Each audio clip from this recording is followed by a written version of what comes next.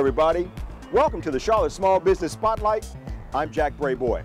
Now, both on TV and on our website, you can see the address here at the bottom of the screen. The Charlotte Small Business Spotlight will be the home for all things small business.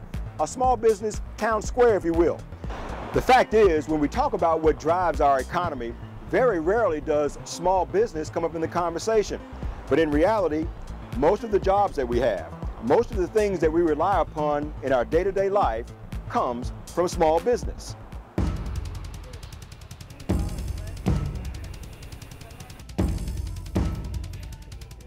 The focal point of all of our content is going to be profiles of Charlotte small business owners. They all have a story to tell, their highs, their lows, their trials, their triumphs.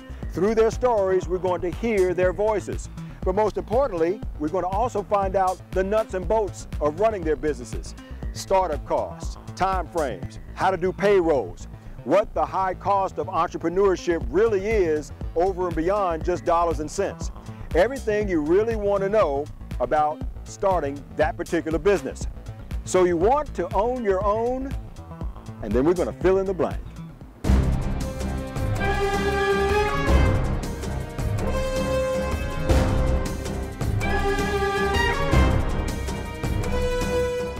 Now, what you are about to see is going to be a snippet of two of those business profiles.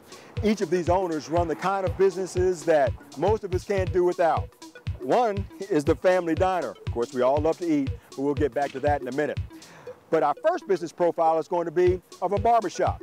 Let me introduce you to two brothers, identical twins actually, who have taken their passion for cutting hair and turned it into a very unique barbershop experience right here in Charlotte.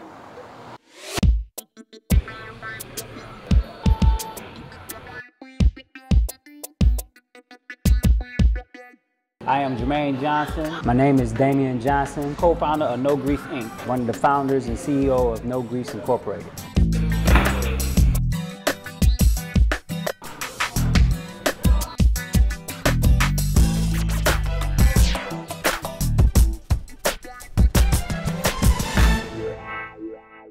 Growing up with my brother, us being twins probably was the biggest difference, but other than that, it's two brothers growing up. Born and raised in Buffalo, New York, from a single parent household. My mother raised us. She was a stylist. She actually gave us clippers, and we started cutting one another's hair. It just so happened we enjoyed some of the same things when it came to business and hair cutting. So we knew early on that we at least would try to go into business together. We knew very early on that we would at least try.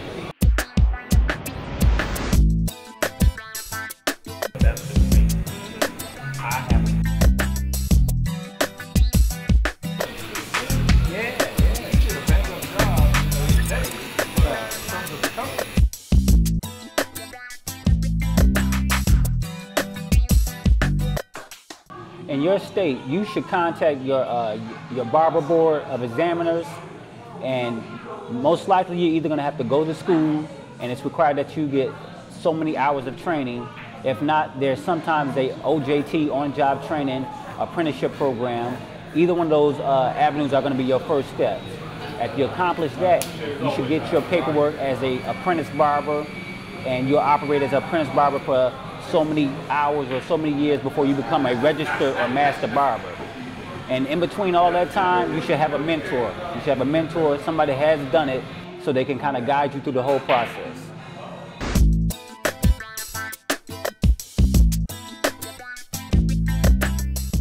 Oh, 80 to 90, almost 100% of the money that when we originally got started came out of pocket.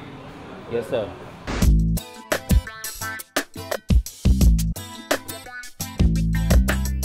Life is a journey.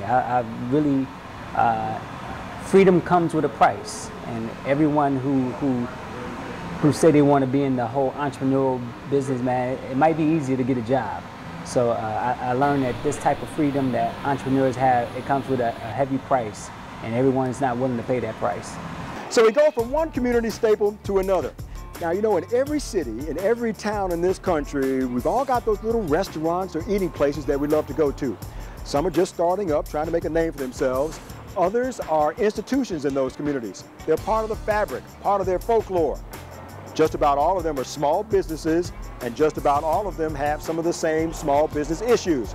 But right now we're going to visit one of those institutions right here in Charlotte, one that has been doing business in Plaza Midwood for over 30 years. My name is Jimmy Margiotis, owner of John's Country Kitchen on Central Avenue in the heart of Plaza Midwood. Another day in paradise. Another day in paradise.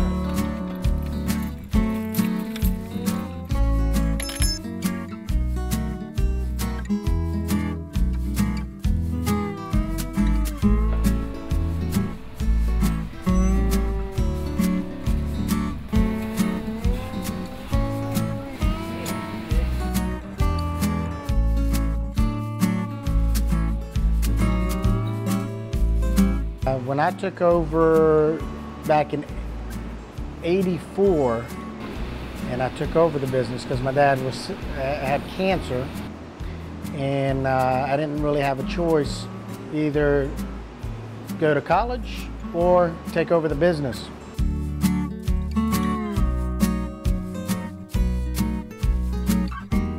To start up a restaurant, first of all, you have to find a location. After you pinpoint the location and get the lease down, you have to get a general contractor and an architect. They will work together, putting the whole thing designed. They'll get permits. It's all about the planning. You're just going to get an automatic privilege license, selling food, soft drinks, grill rolls.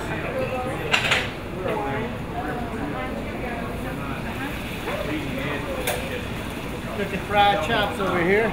That I keep my costs down. My overhead's not high. Me and my mother are the main cooks. Also, I have 4 mouths to feed at home. And after I close up here, I do real estate. I'm a real estate broker. That's where I go after I leave John's. I tell everybody that they need to do that. I mean, be your own boss. Go out there. Strive for it. Fried chops. Positive every day. You wake up, I'm going to do great. I'm going to do this. I'm going to do that. If you don't, you're not going to succeed.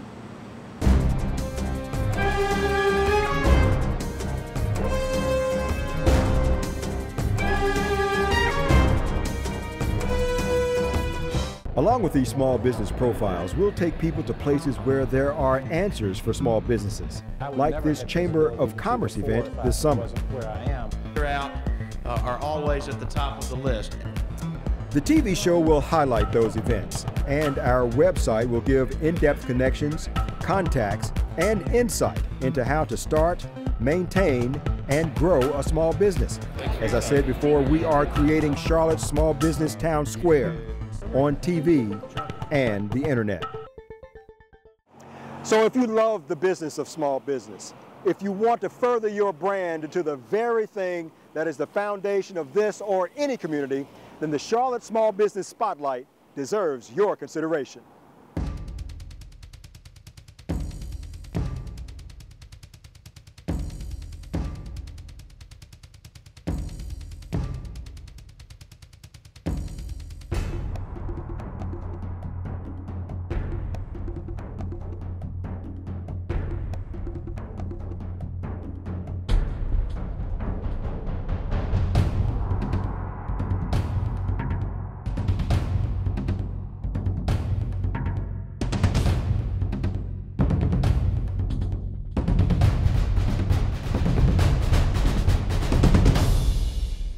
And lastly, say if you're watching this show and right now you are unemployed, or you're stuck in a job that you just can't stand, or you have an unfulfilled passion for doing something on your own, but you've been too afraid to jump out on faith and try to get it done, there is hope.